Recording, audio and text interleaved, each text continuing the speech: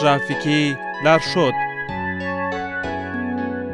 ګران وروڼو، نن راځو د درس عنوان مو دی اووم قسم تاسیسات یا ترافیکي جزیرې، خط اندازي او داسې نور شیان. دې ته اووم قسم لوحې ویل کیږي.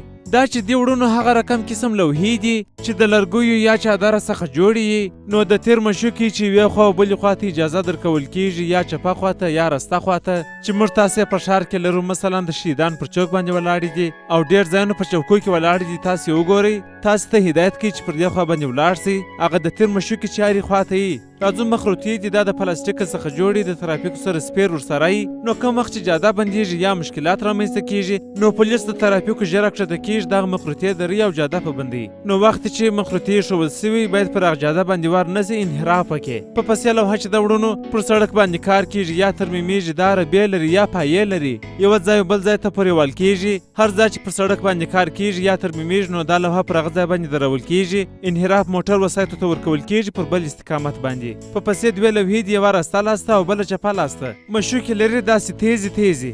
یو خو هغه ګولایانې وې چې موږ تاسې مخکې وویلې، خو دا هغه ګولایانې نه دي. دا په اطرافي جادو کې درول کیږي، داسې لږ معمولي کږوالی لري. نو ډریور باید پوه سي که شپه یې که ورځ یې، چې بتۍ باندې برابرې سي. دا ټیش کوي، دا انعکاس ورکوي. نو دلته جاده معمولي کوږوالی لري، دی هغه کوږوالي ته ځان برابروي، که چپه لاس و که راسته لاس و. دا پیغام تاسو ته د شاه موبلاینو شرکت لخوا وړاندې سو.